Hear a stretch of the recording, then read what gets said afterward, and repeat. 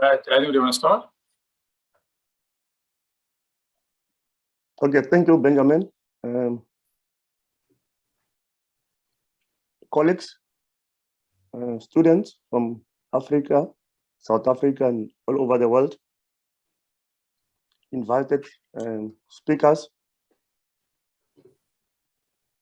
I would like to welcome you to the Hpc Netex coding summer school. We just recently called it coding summer school. I think the coding part, it gave it also,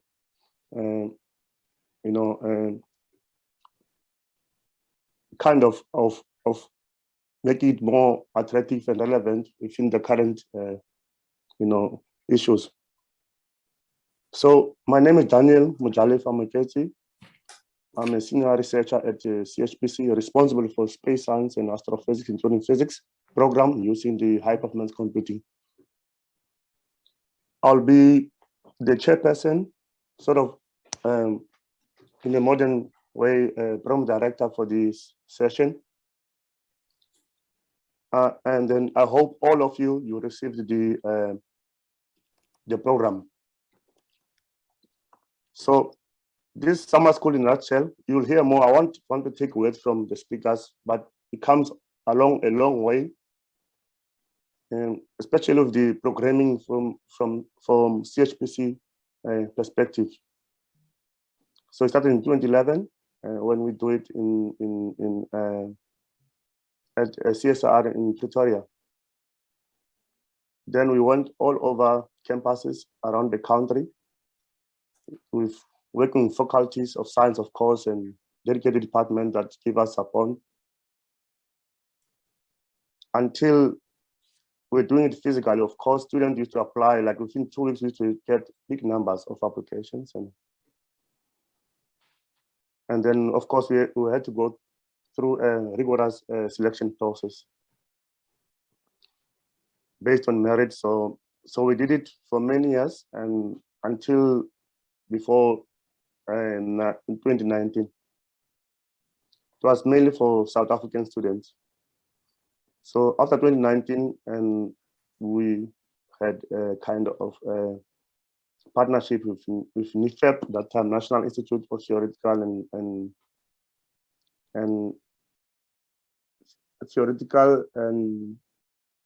NIFEP is a National Institute of Theoretical and Physics. Physics, yes. Physics. So we did that time. So I think I'm now within the Netex. So we did it with Netex. We had MOA sort of that we did together, and it worked very well. So I won't take many words from you. So I'll start with the program. And the first speaker is Dr. Hpc, the manager of Netex. Will just be giving opening remarks. Over to you, Dr. Stolle.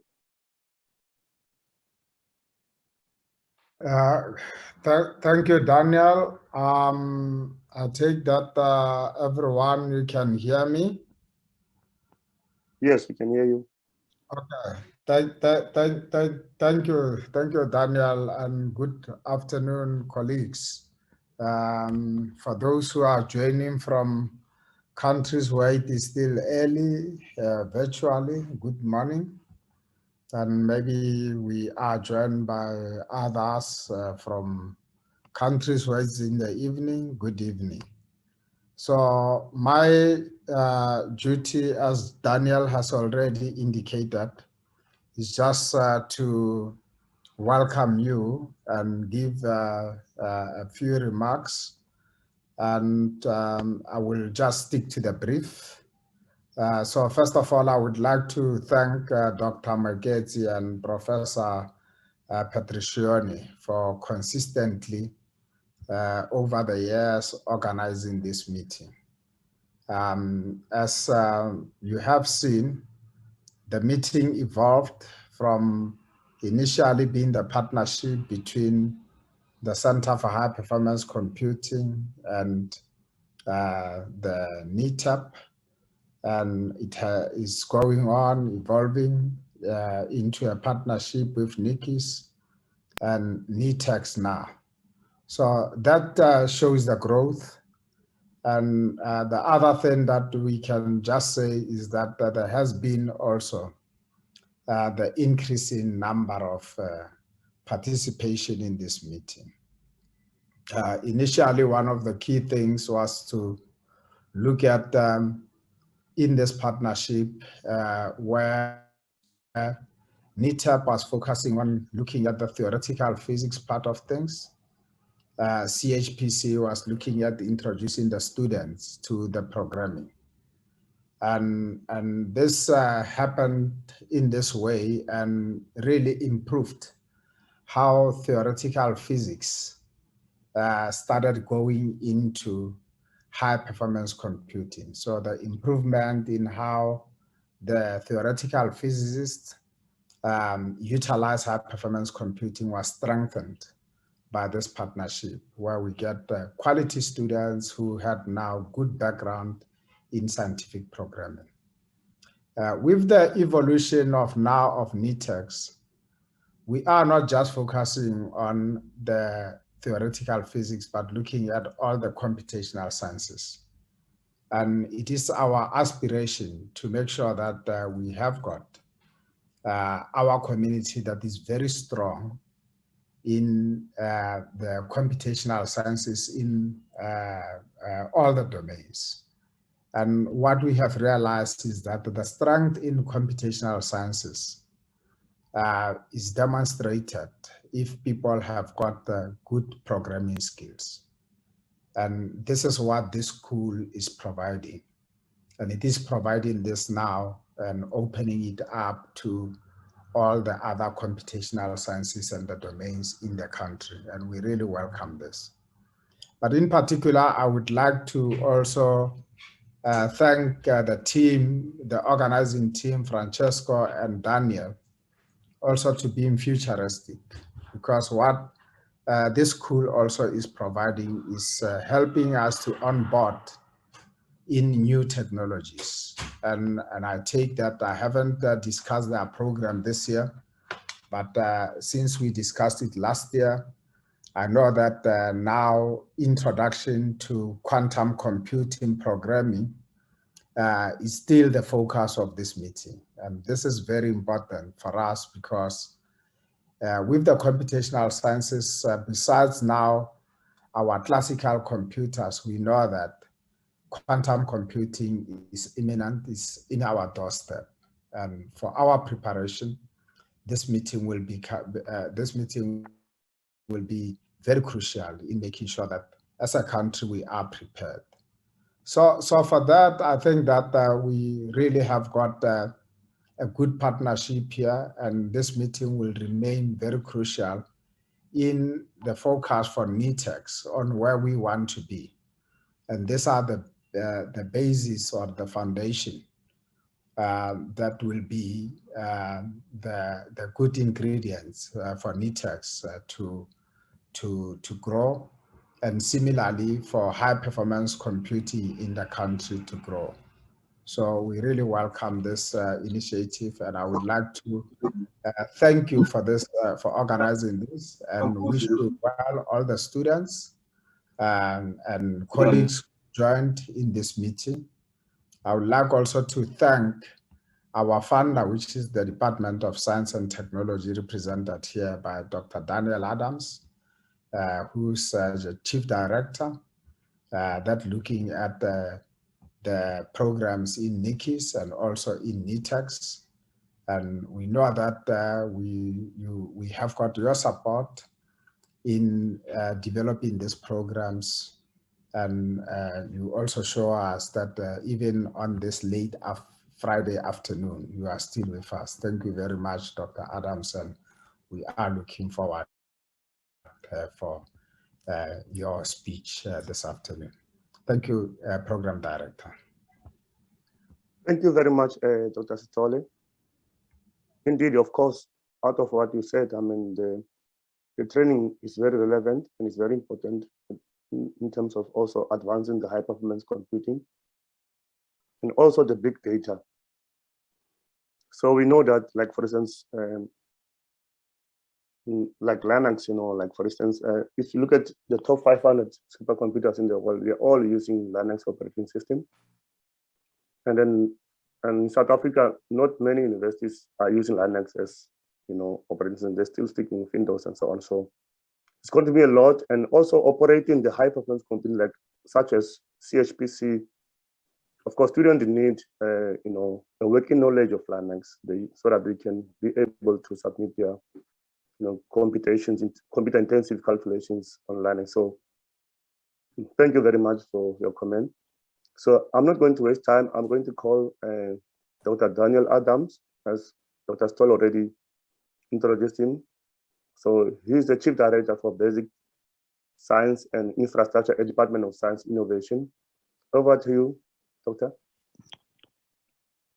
Good afternoon, Daniel. Can you hear me? I can hear you very well. So good afternoon to all the attendees at the fourth Netex CHPC Coding Summer School. And according to the program, it's on foundations of theoretical and computational science. Let me thank you, Daniel, and Dr. Satolev as program director, and also the response and the kind words of introduction. I would like to also thank the organizers of the summer school for the invitation to be part of this opening session. I bring you greetings and well wishes from the DSI senior management. Allow me also to acknowledge the presence of Dr. Satole, the manager of the National Integrated Cyber Infrastructure System, Professor Francesco Piccioni, the interim director of Netex, all lecturers and instructors and tutors present here this afternoon. But most importantly, let me acknowledge all students who will attend the summer school, or as Daniel already indicated, Dr. Satole, we may have people from the Northern Hemisphere. So for them, it will be maybe a winter school. So to the summer school, all students who will be attending. And I'm really delighted to know that this is actually, or evolved into a international school, given the fact that, and I don't know, the number may be now more than what was given to me, 195 students from 20 different countries have registered for the school or to attend the school. And this really was made possible by the fact that it is a hybrid event, because people can participate virtually. But I also learned from the organizers that there will be an in-person groups at different universities in the country who will follow the presentation virtually, but gather in personal format at their universities. And so what we've learned now from the COVID pandemic did not only brought us with huge disruption and misfortune, but it also brought some opportunities, new opportunities to really fast track and establish these virtual platforms for the delivery and the teaching and training programs. So the question is, when I was preparing for my opening remarks to this now event, was to ask myself, what makes this summer school, and for others it may be a winter school, so unique? And for me, firstly, it is jointly, and Dr. Satole referred to that, it is jointly organized by the Center for High Performance Computing, the CHPC, currently located at the Council for Scientific and Industrial Research, CSIR in South Africa, and the National Institute for Theoretical and Computational Sciences, Netex, currently located at the University, or the Stellenbosch University, also here in South Africa. The CHPC, and Dr. Stoll and others will probably say more about this, but just to remind ourselves that CHPC is a component of the National Integrated Cyber Infrastructure System, NICIS, in South Africa, that provides a national or the tier 1 high performance compute capability in the country. And from the DSI's side, I'm proud to say that over the last 15 years, CHPC not only successfully fulfilled this function of providing national compute capability, but also played a pivotal role in the following areas: the establishment and the implementation of compute and data-intensive big science projects such as the SKA or the MeerKAT radio telescope project in the country. It played a pivotal role in human capital and research capacity development, the realization of national ICT strategies and policies, as well as enhancing South Africa's international collaboration. On the other hand, now, the National Institute for Theoretical and Computational Sciences, Netex, is the young kid on the block, and was established in 2019 as a result of the reconfiguration and restructuring of the former Institute for Theoretical Physics. So young, but also not inexperienced, because it draws on the work that was being done and born out of that theoretical Institute of Theoretical Physics. So when fully established, Netex will be a multi-institutional in character, multidisciplinary in its portfolio of projects and programs, in its human capital and research capacity development, as well as its innovation efforts. The CHP, and again, the CHPC will be the anchor partner for the infrastructure provision of Netex. Sorry. You will therefore agree with me, colleagues and students, that with this combination of these two institutions providing for us an excellent and unique enabling environment for training and skills development in the areas of computational and theoretical sciences. Furthermore, this combined approach enables the school to successfully realize its objectives and aims to bridge the gap between the theoretical studies, data science, and high-performance computing. The second unique feature for me of the school and of this joint effort is in the sense that it provides an excellent enabling platform for training and skills development in the theoretical foundations of data science. The analysis of massive, dynamic, noisy, and complex data arising in virtually every sphere of human activity is a pressing problem of our time. This challenge is compounded because technology advances coupled with unprecedented access to computing infrastructure have resulted in an explosion in the availability of data from disparate sources. And as a result of this data explosion, the need arose to support research and training activities focused on the theoretical foundations of data science. And here we talk about the development of new and core algorithmic, mathematical, and statistical principles. The theoretical foundations are necessary in all aspects of data science, from the generation and collection of data to the analysis and decision-making. So building these theoretical foundations of data science will enable continued data-driven discovery and breakthroughs across all fields of science and engineering.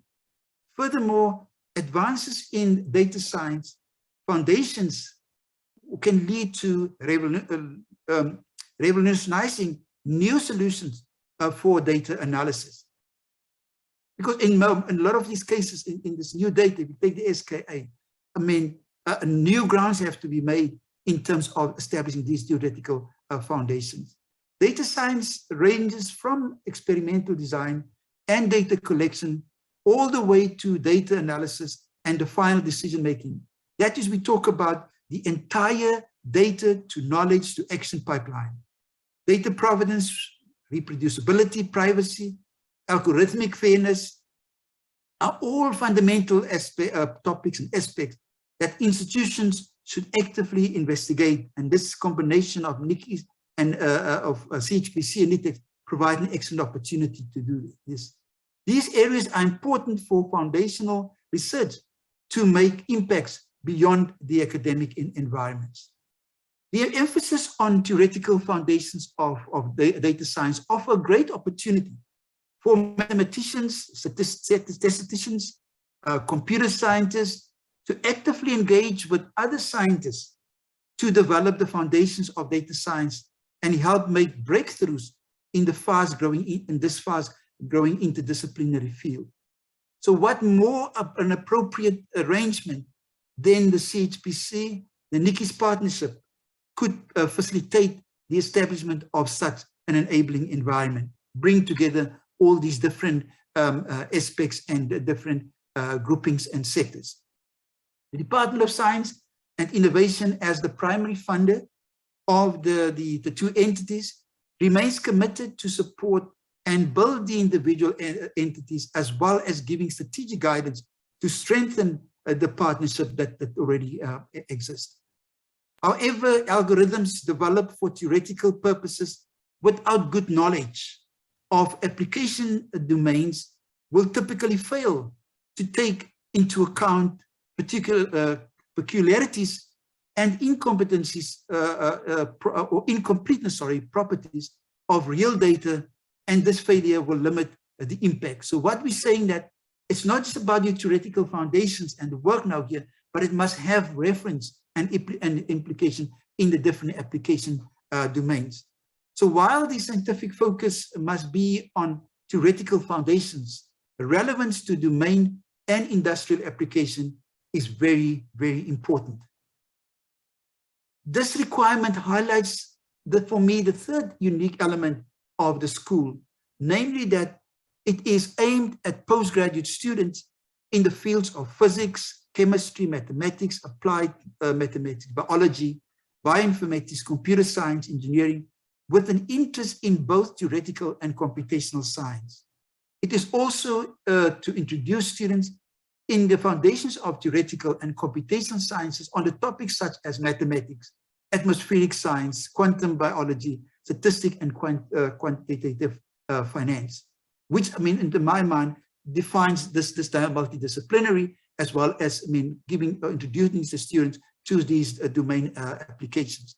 Therefore, the school is unique in the sense that it provides an excellent enabling platform for training and skills development, not only in theoretical foundations of data science, but also exposes the students to the relevance and importance of transdisciplinary, multidisciplinary domain applications. So towards the end, I would like to say now that all participants are therefore encouraged to fully exploit and use the unique opportunities the school is offering. Allow me also again, on behalf of the country and of the organizers, to welcome you once again and hope that you will have a lasting learning experience throughout the duration of the school, as it was for Jasper Anafi from Nigeria, MSc mathematics student, and I saw his message also displayed on the board here. In his words, open the quotes, "The greatest thing that happened when I wanted to learn machine learning was the summer school. A big thank you to all the organizers and lecturers, including the tutor." So may this also, like it was for Jasper, also for you be a lasting experience. And with that, I would like to say thank you very much for your attention and opportunity to welcome you to this summer school. Thank you very much. Thank you very much to you, Dr. Daniel Adams, for a very informative speech. Also giving, kind of a broader trends of where are we going in terms of high performance computing and also big data, and then its relevance to local, national in South Africa, not only in South Africa, also national and the world, and where the world is going in this direction. And then the imperatives of the school itself, the skills that student, acquire, and that will, of course, directly be relevant to, what is required at the moment in industry. So thank you very much. I'm not going to go far. I think everybody heard what you have said and really appreciate it. I'll move to the, now to the institutions now, representatives, so that the student can get background of, they heard about, Nikki's CHPC, they heard about Netex, but they didn't know what it's all about. So I asked colleagues to give some presentation so that students, when they start with the school on Monday, essentially know exactly what institutions they are working with, what are opportunities, and so on. So with respect to time, so I'll call the research manager at Nikki's, which is Dr. Janse, Werner Janse van Resbeck, to give us introduction to CHPC. Over to you, Doctor. Thank you, Daniel, and thanks for the opportunity to be able to present. I have the privilege of presenting a brief overview of HPC and the CHPC specifically. I want to share some slides. Can I just go straight ahead? Just check. Thanks, I'm getting there, Benjamin. Is it displaying well on your side? Yes, you can see it. Okay, yes, I can perfect. See it. Thank you very much. Thank you very much. I want to start straight off the bat and thanking Francesco and the Netex for this partnership. I tried to summarize it in the opening slide here. We have quite some numbers in front of these events: 12 CHPC introductory programming or coding school, and 4th Netex. And I think the 4 specifically refers to the fact that it's now the 4th straight year, Francesco, that we are working with you. And I think it is going from strength to strength to the benefit of everybody attending. And I want to assure the delegates that's participating this year that you will see a quality program from both institutions. So this is very, very good. And Francesco, just another thing, it was good for me to be able to replace the logo now to this this one at the top left-hand side. Because it just talks about the expanding scope of what we want to do, to expand it from, say, maybe a physics focus to the computational sciences. And this is what the CHPC is all about, to get that user base on board. So I will just give a brief overview of HPC and CHPC, a little bit of look at the users and the usage of the CHPC resources, what we typically do for training and development, and some practical access to the CHPC, because I take it that there's a number of delegates on the call that might not be familiar with CHPC and will inevitably become new users. So thanks for this opportunity to be able to do it. Let me just get to the next slide. So maybe just one step back. What do we mean by HPC? And I use this slide to put people's minds at ease, because I think sometimes people think of HPC as this foreign concept, and you do not necessarily relate it to things you know. And I want to assure people that if you are familiar with the basic components of a computer, where a processor, memory, storage, network is involved, and you think of a single desktop or a laptop, we are still talking about the same things. The moment we start talking about HPC, it's all about connecting together these individual components into a cluster or a combination of these components to enhance or to extract the power that we can get from the combination, and using not only the power of one computer to do a simulation, but essentially combining as many as you can to put onto a single problem. And that is why we like to think about taking the components you know and putting it into a form that you can extract this power. And we typically do it, of course, by putting it in these racks, and we connect all the components together, and you can think of each one of these segments as an individual computer, but it's now connected in a very efficient way. And we just talk about this in a little bit of a different way. We say, well, yes, we have processes, but now we put multiple numbers of them together in nodes, and we connect these nodes together. We still have our memory. We make sure that storage is catered well for. Typically talk about a parallel file system where you have quick access to your data, and we can read and write from it. And very important is the network or the interconnect. This is where we connect these computers together. This must be very quick and very fast. And this interconnect, we always say, forms the heart of what we define as a supercomputer these days, where you can get the power to go. So when we talk about supercomputer or high performance computer, we essentially mean the same thing. So I'm just leaving this as an opening slide. Don't think of this cluster as something that is completely different to what you know already. It's just the way that we put it together that makes it special. And we can say, well, what do we then use this high performance computing for? And well, we talk about computational sciences, so almost any science you can think of, and even beyond the realms of science today. Computing and simulation is playing a key role in research and development. And whether you simulate airflow over a racing car, or you design drugs, or even you design the shape of a Pringle chip, you can have many examples of what supercomputing can be used for. And I'm leaving you with that link. If you don't believe me, you can read about that design of the chip. So yeah, introducing the CHPC then specifically. The CHPC, or the Center for High Performance Computing, is a national high performance computing facility. It's funded directly by the South African government and through the Department of Science and Innovation. So thank you, Dr. Adams, for your kind introduction, and also, of course, confirming this. This is a long-term initiative of the DSI, which is very successful.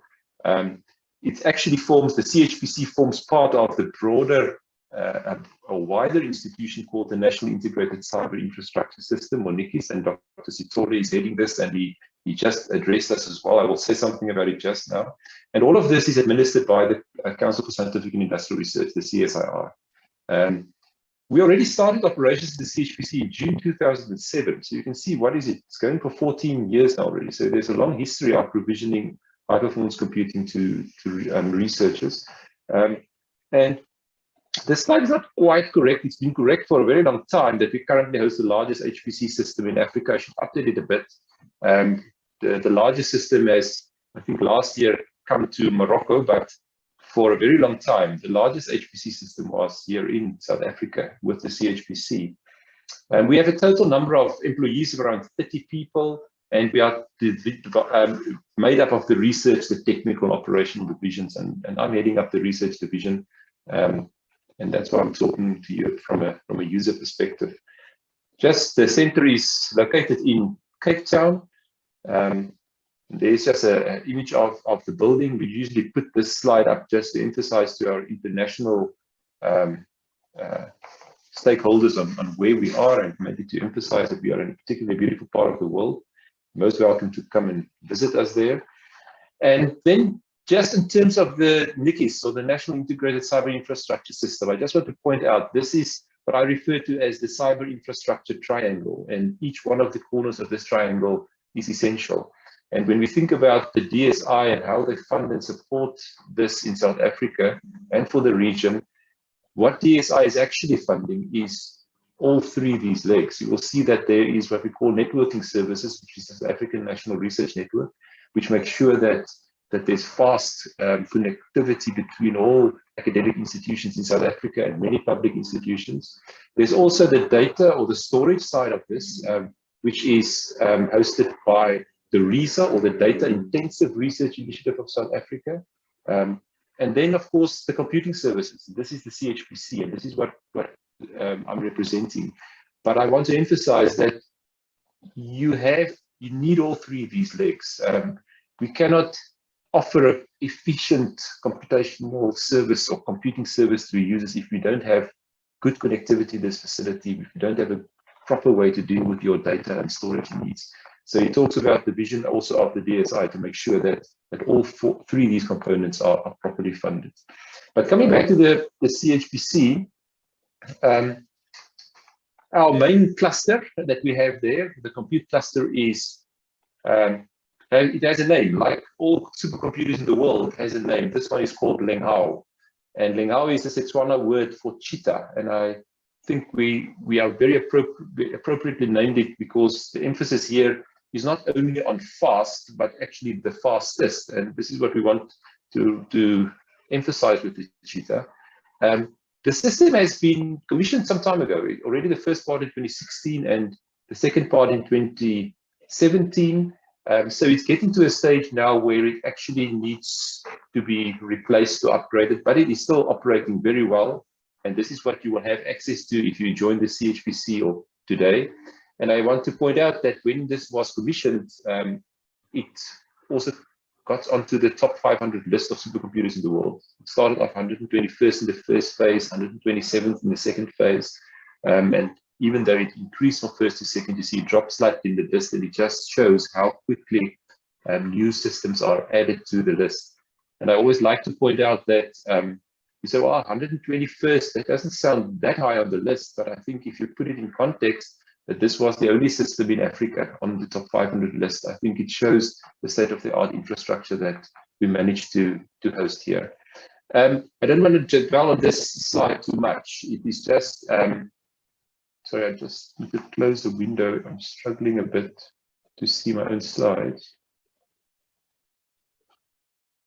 I'm not managing to do it at the moment.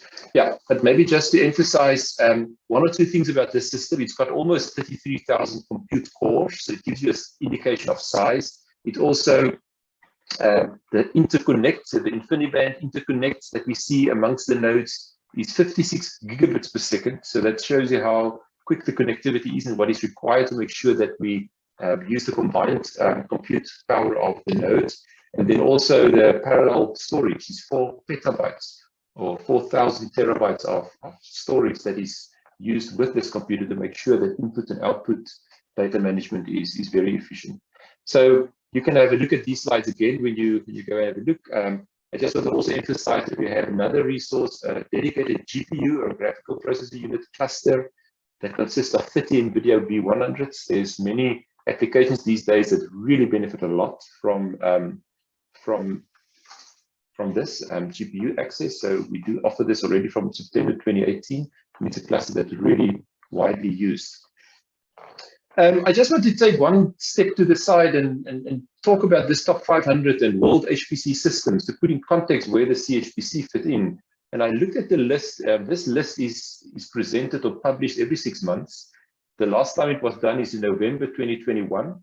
And I just cut and paste the first 4 of these systems on the list to get a sense of how big or how fast are these systems. And you can see that the number 1 system is this system called Fugaku in Japan, and it's 442 petaflops. So if we say now is 1 petaflop, it's 442 times the system in South Africa. And it is significantly faster, of course. But you will see that if you drop down the list, it drops down quite quickly, even going to number 2, 148 petaflops to 394, number 493, that it's really only a handful of systems that are at a high, say, petaflop number. I think it's important to note also what is happening at number 499 and number 500 on the list. You will see at number 500 and 499 is around 1.6 petaflops is what the performance of those systems are. So it shows you that if you want to have a system these days that gets onto the top 500 list, it should at least be bigger than or faster than 1.6 petaflops. And interesting, just a picture, the fastest system in the world from Japan, the Fugaku system. That's just the image. You can see how many of these racks are added together. Some of the others, like the number 2 system, the Summit from Oak Ridge National Laboratory, IBM system, an image there. And also, what is this? I think it's number 4, the Sunway Tire Light. This is a system that's already a few years old. It was initially the number 1 on the top 500. It's dropping down a little bit. A Chinese system. And I think the important thing to realize these days that it's all about exascale. And exascale, what do we mean? It is about who's going to build the first exaflop machine. Now, an exaflop is who's going to build the first 1,000 petaflop machine. And there's been many plans and some cancelled plans for this. And I've checked just now again when I prepared these slides, where are we? And it seems quite certain that the next system will be the Frontier system from Oak Ridge National Laboratory. And this system is not in existence yet. The dates that I saw is it will be commissioned in 2022. So it's still a question mark on this, so we will see. But if you read up on HPC these days, you will very quickly get to the discussions on exascale and exaflop machines. and the demands that this is putting not only on the power provisioning that you need for these systems, but very essential on actually the applications that you need to run. The scaling is just becoming so large that some programs cannot perform at those levels. So there's a big need for people to design and develop the software that is needed to enhance the power from these systems. Okay, that was just a little bit side detour to pique your interest. Coming back to the CHPC, maybe just to summarize, we are very much a research enabler for researchers in South Africa by access to HPC. So very much emphasis on the word of enabling. We are not there to do our own research. We are there to help researchers to do their research. And we do this by provisioning computational resources, well, to the South African academic research community, which is the main community we serve, but we also have others like the African partner countries, and these days also in SADC countries, also our non-academic and public sector, definitely also on our private sector. So you can see it's everybody they can think of almost can get access to this, and this is the true meaning of a national facility. We do this research enabling role in a number of ways. Of course, most basic is access to the infrastructure. And then, of course, doing the coding and support for this is important. We cannot only give somebody access if you don't support the installation of the codes. And also then research domain area support. So it is about supporting you in your domain, whether you're a chemist or a bioinformaticist or an astronomer, to have the resources at the CHPC to also support you in your domain. And lastly, maybe the most important is the training and education initiatives, of which the summer school is a core component for the human capital development and making sure that people get the HPC training that they need. Maybe just in terms of the people at the CHPC, we've got support personnel in dedicated domain areas, and I listed some of them there. So you can be assured that you will get the support you need if you come. We have technical support people, a whole team that makes sure that our systems are always operational, running optimally, supporting all the support structures also of the system, whether it is from power provisioning and cooling and so on. So this is a system that is very well maintained with dedicated effort. We also have what we call the Advanced Computer Engineering Laboratory, where we look specifically at what is coming, what is the research that we need to do to advise the CHPC in what systems we should commission next, and also to external entities. So there's a lot of future looking in this lab. And then also the trainers that we have, and these are not isolated people, they form part of all these teams, and they do additional work as trainers to help you, and you will meet some of them, of course, in this course. And then I'm going to end off by just giving you a little bit of an overview of how the CHPC is being used. I like to talk about all time from the launch or the commissioning of the Lengao supercomputer in 2016. How many active research programs did we have? You can see the number of active users, and we do define active a bit. And you must have used at least the minimum number of compute hours, in this case 1,000, to be seen as an active user. Just to give a true picture of the usage. The number of total hours being used, and I'm just looking, almost 1 billion hours since Lengao came online. And if you just look at the past 6 months, to give you the more recent look, you can see the usage, the active research programs. Now, a research program is typically, say, a research a professor or faculty member at the university with, say, the team of researchers in terms of graduate, postgraduate students. The number of active users in total, and also the number of hours that's been used just in the last 6 months. So you can see this active usage. I think if you look at who are the users in the past 6 months, and in terms of the number of hours used, you will see that South African universities, of which the bulk of the attendees here is part, use 81% of all the hours that we provision. And I suppose this is a true reflection of who the main user should be, as this is where the most research is happening. But we have a very specific public sector usage as well, also from our SKA and SADC African partner countries, some significant use, and then also small uses from our industry or private sector. So that gives you a bit of a breakdown on who the users are. And I show this slide, it's a bit busy, but if you only look at South African universities, who is using it, and again, in terms of the number of hours used, you will see that many of the South African academic institutions are represented here. Some use it more, some use it less, but I think it's a true reflection of a national usage if we only zoom into the South African universities for this specific slide. And we are very pleased that we have this diverse set of users. And then also if we just look at research programs in terms of domains, the main areas of research, again, we are not seeing that 90% of the hours is being used by one domain area. It is quite a good spread of domains, whether it's bioinformatics, chemistry, computer science, earth science, of course, your climate and weather modeling, mechanical engineering, material science. You will see all of them represented here. There's also some others that the list goes on. And again, a true reflection of national use that we are demonstrating here. So I hope that gives you just a bird's eye view of how the CHPC is being used.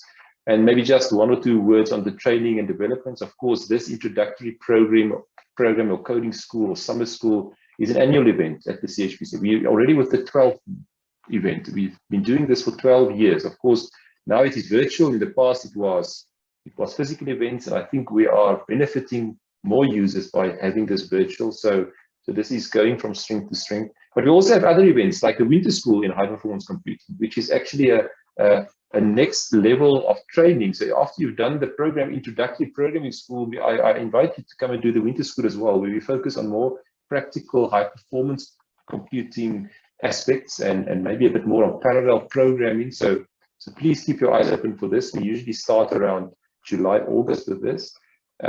We also have the Hpc Ecosystems project, which is a whole different project where we commission hardware to sites in South Africa and African partner countries to equip them and also train them in HPC use.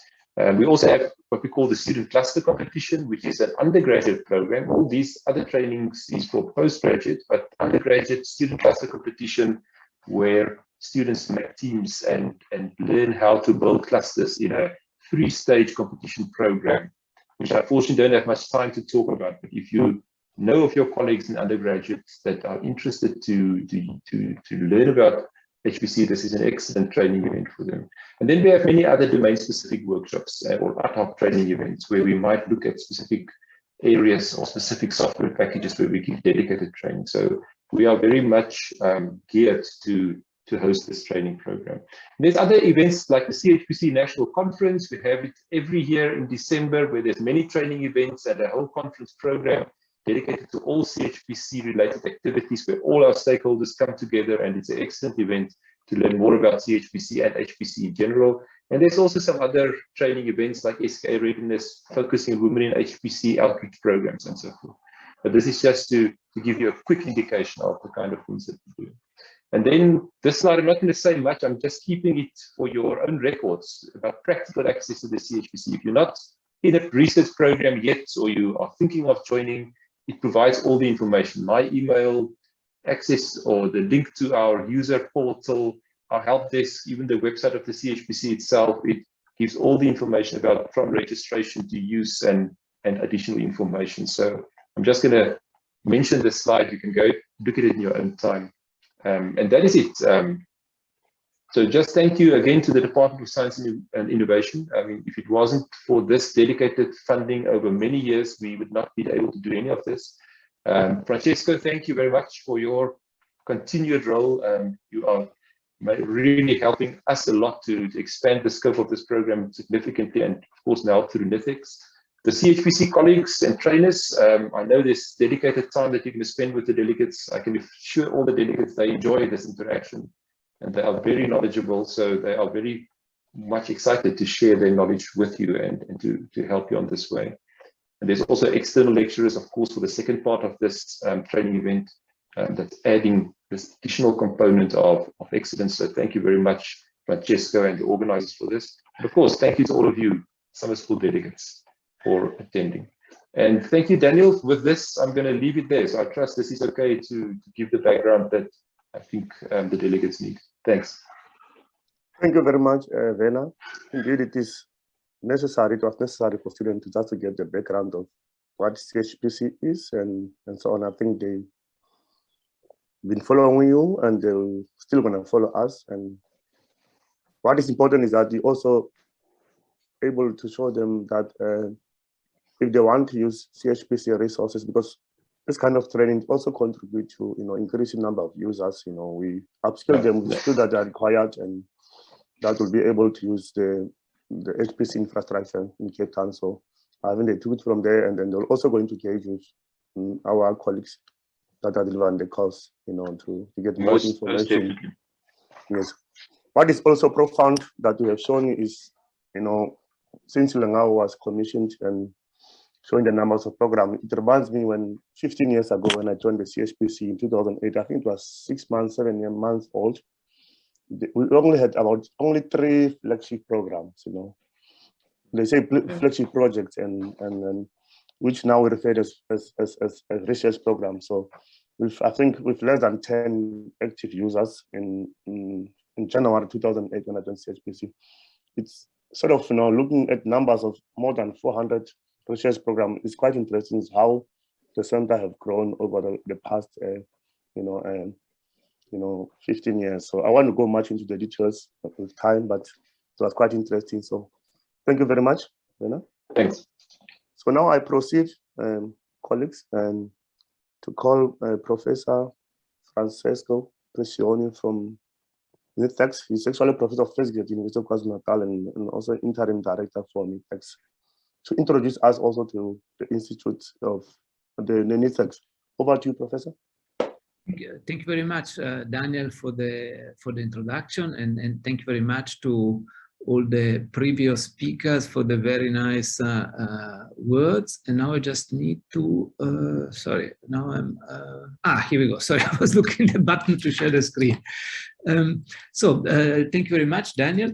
I will give in the next 10-15 minutes maximum a brief overview of what Netex is about. And maybe in the last couple of minutes of my slot, I will risk to put the speakers of the summer school on the spot, and maybe briefly ask them to introduce themselves to the students. So good afternoon, everyone.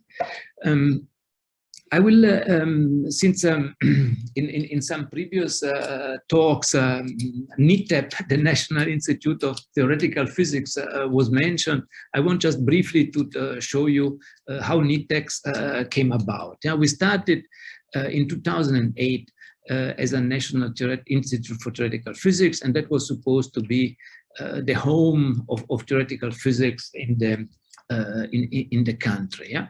And NITEP at the time was set up as a kind of distributed institute with 3 nodes, the main node being in Stellenbosch, and then with a node at WITS and a node in KwaZulu-Natal. Yeah?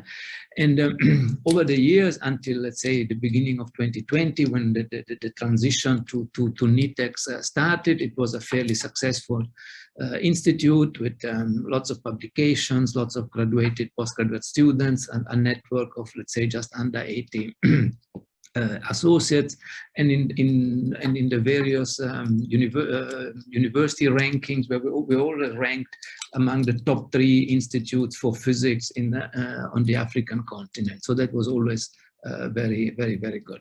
Yeah. So the new Netex started a few years ago. In 2019, you see here an image on the right-hand side. The scientific case for reconfiguring NITEP into a bigger and more comprehensive institution was made, and this was followed then by a roadmap that was published at the end of 2020 on transitioning from NITEP to Netex, and now we are in the phase where we are implementing all the final structures of this new institute.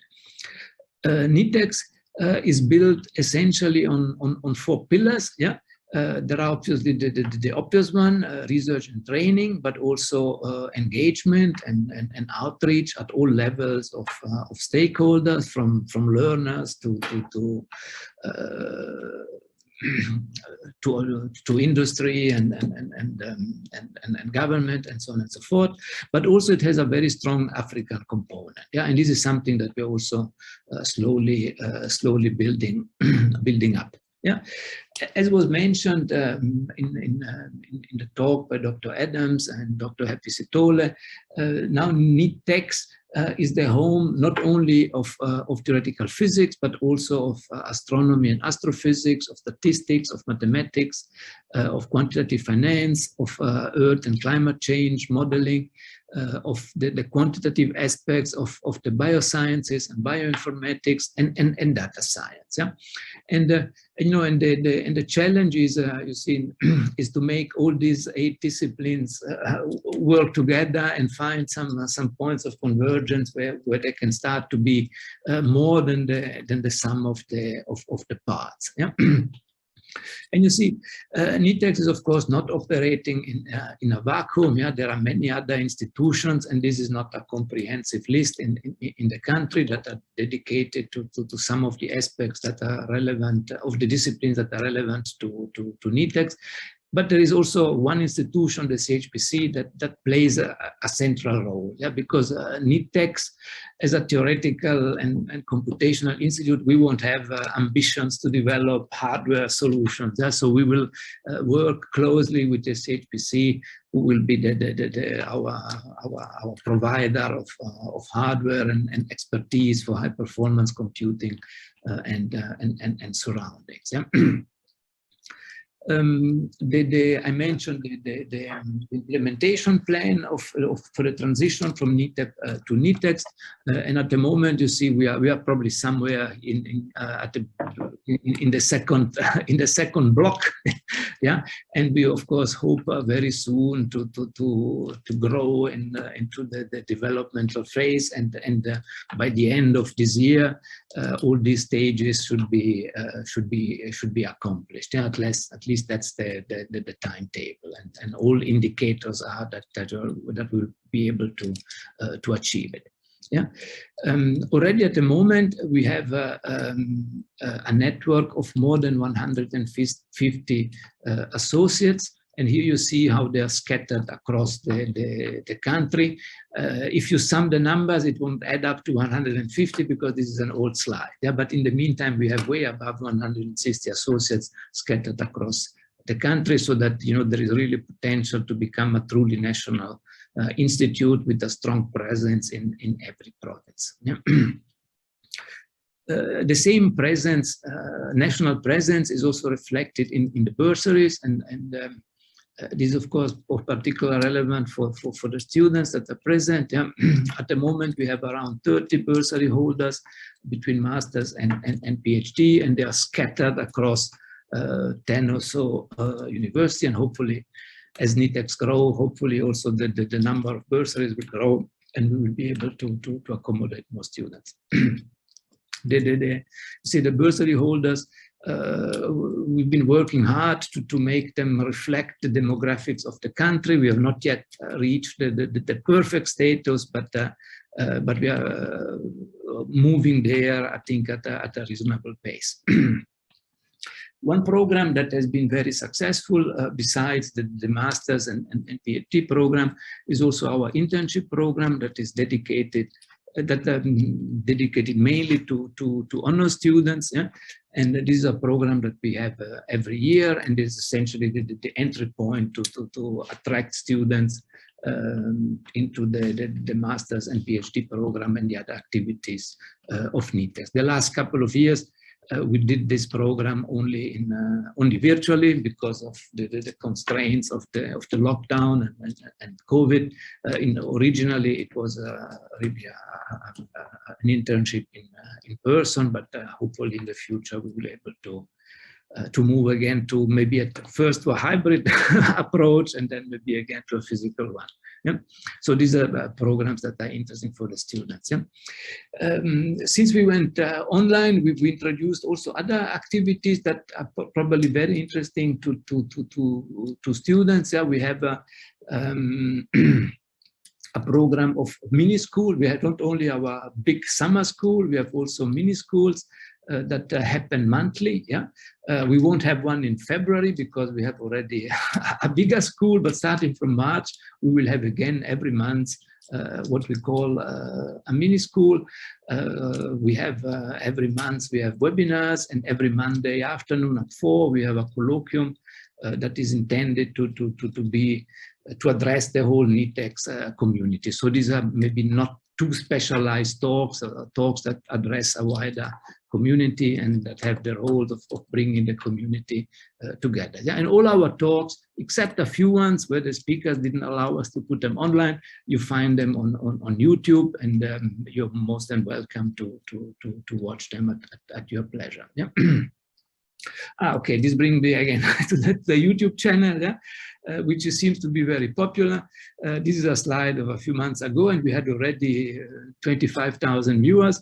We will update the statistics soon for our annual report, and I'm sure we'll have reached more than 30,000 views on YouTube. So this is all freely available material that I would really, all the mini schools, all the training events, everything is there. So I really encourage you to browse, and you will definitely find something that is interesting for you. Yeah, we with the transition from Netex to Netex, we have also relaunched our website, and we have really the ambition to develop it into a platform for all things theoretical and computational in the country. So we invest lots of energy in collecting opportunities, collecting, sharing events. All our publications are there, all our webinar links are there, and so on and so forth. So you're really welcome to give a look at it. And if you want to be brought up to speed with what's going on at Netex, at the bottom of this page there is a form where you can register for our regular newsletter, and we will email you all the opportunities and talks and things like that as soon as they are available. Yeah.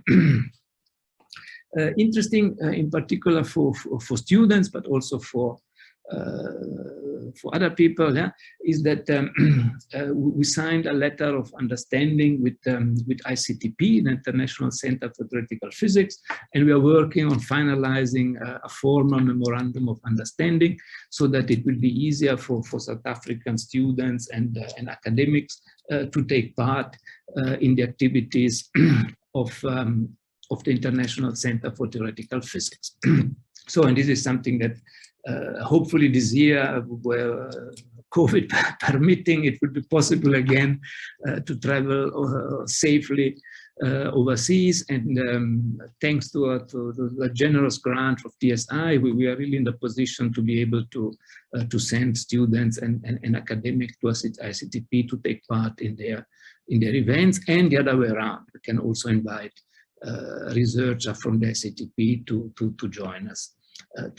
Here. Yeah. So this is my little presentation, and I thank you very much for listening, and I hope that I was able to give you a brief overview of what Netex is about, and about the opportunity that it offers, in particular to students that want to learn more about theoretical and computational sciences and all aspects of that. Yeah, and now I would like briefly to ask the speakers of the summer school maybe to briefly introduce themselves, so that when they start lecturing, you have already seen them. Yeah, not all of them are with here, I think, today, but I see. Let's start with the one that I see already in my Zoom screen, with Professor Zurab Janelice from Stellenbosch, who will give the course on mathematical proofs with Python. So Zurab, would you like to briefly introduce yourself and promote your course? Thank you very much, Professor Petriciane. So thank you to everyone. It was very inspiring to listen to the presentations in this session. And welcome to the students to this program, to the summer school. I will be, well, I'm a professor of mathematics at Stellenbosch University, and I have recently started a few projects which involve computer programming. And one of them is interaction between logic and programming. And it's a wonderful place where you can learn about very, very basics of logic in the context of expanding further your skills of programming, specifically in Python. And so that will be the theme of the session I will be presenting. I look very forward to working with all the students. See you soon. Thank you very much, Zurab. Thank you. And then in random order, I can see in my screen Christine Kramwinkel, who will present the course on introduction to statistical methods using R. So she will offer a different paradigm to Python. Christina, would you like to briefly introduce yourself? Thanks, yes. Thanks for having me. I'm Christine Kramwinkel. I'm a lecturer at the University of Pretoria. I've been a lecturer there since 2013. So my research field is mainly on spatial statistics. We won't really be looking at that, although it's a really, really fun field to work in. And yeah, I'll basically be introducing you to statistical programming in R. A little bit different from the Python that you'll be doing the rest of it, but R is really easy to get used to as well. I recently was part of the team that did the first course at the University of Pretoria to introduce the first year students to statistical programming. So very exciting, very fun to work with. And yeah, I'm looking forward to the classes. Thank you very much, Christine. And I thought I saw Dr. Mary-Jane Bopape in the audience, but I can't see her now. I don't know if she might. Prof. Francesco, sorry, unfortunately she had to leave for an executive. Okay. And the fourth speaker tendered his apologies earlier, Dr. Emmanuel Dufour, who will speak about machine learning for biological systems. Yeah, and Dr. Mary-Jane Bopape will share an introduction to modeling in the context of climate change and space physics. Yeah, so that is the exciting program that we've prepared for you in the second part of the month. Yeah, because as Daniel Moketsi mentioned, the first week will be mainly the crash course in Linux and then Python and scientific programming, and then you will learn how to apply it to these four disciplines as we progress in the months during the course of the school. So thank you very much again to all of you. It will be really interesting to meet you then in action starting from Monday. And thank you, Daniel, for the opportunity to present Netex in this general context of research and teaching in theoretical and computational sciences. Thank you very much. Thank you very much, Professor, for the comprehensive presentation about Netex. I think people didn't have ideas. Of course, now they know Netex exists. NIFEP is kind of been expanded. And then I also like to thank the two lecturers that actually introduced themselves. Of course, you'll meet more. I didn't ask my colleague to present themselves, but you'll see when you join module, there's already introduction page from my colleagues at Hpc. So on that note, I will move to the item number 5 of the agenda, which is the last one, of course, to my colleague, the senior technologist at Hpc, who's actually looking at the whole virtual platform setup for the course. Over to Benjamin Bash. Thank you, Daniel, for that. Yeah, so I'll be covering business end of the first 2 weeks of the summer school. So let's have a look at the agenda. So we'll first be looking at the email notification that everybody should have received. And then we'll be looking at using Moodle, how the content is structured. All right, so everybody should have received this email of some format that you have your username and password to log into Moodle, and then the link below to get access to it. Just check your spam folder or your junk folder if it's there. If it's not there, then just email me. I have put my email in the chat, so just email me if you haven't received this. It was sent to everybody this morning. All right, so once you click on the link, you should be directed to the Moodle site, and this is the environment that we'll be using that will be able to facilitate the our school. So if you're not familiar with Moodle, there's a video that you can click on when you enter it that will also direct you how to use it. So I will give a brief demo about Moodle, but I just want to first go over the course content. So the course content aims at bridging gaps between theoretical studies, data science, and high-performance computing. The first week, we focus on Linux command line and bash scripting. That'll be done by our senior lecturer, Krishna Govender. In the second week, I'll be covering Python programming language with a focus on data science. And the material will be providing PDF notes. We have recorded YouTube videos as well, and exercises that students must complete. For the first 2 weeks, there are beginner interactive Zoom sessions that occur at 10 o'clock in the morning and at 3 o'clock in the afternoon on Monday, Wednesday, and Friday.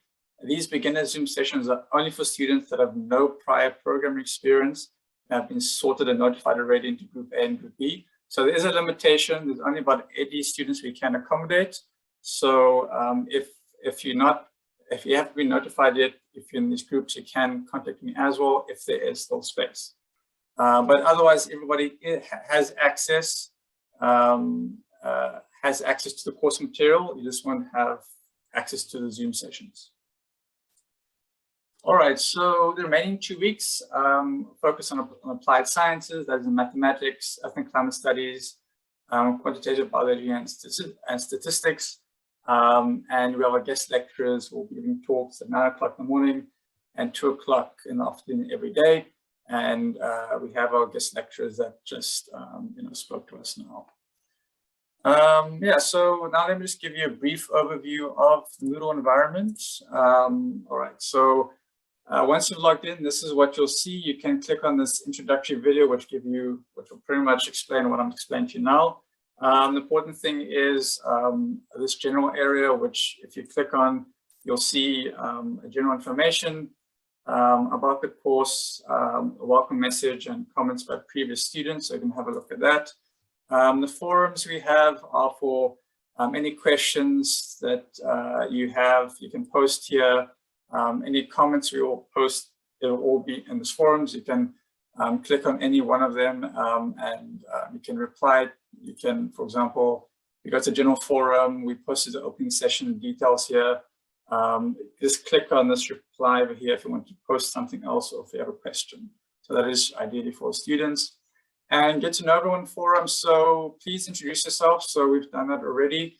So if you click on this forum, we've introduced a team that is heading up the coding summer school. So all the details are here already. So please go ahead and introduce yourself as well. Thank you, Joshua, now for introducing yourself. So click on the reply link here and give us a bit of info about who you are.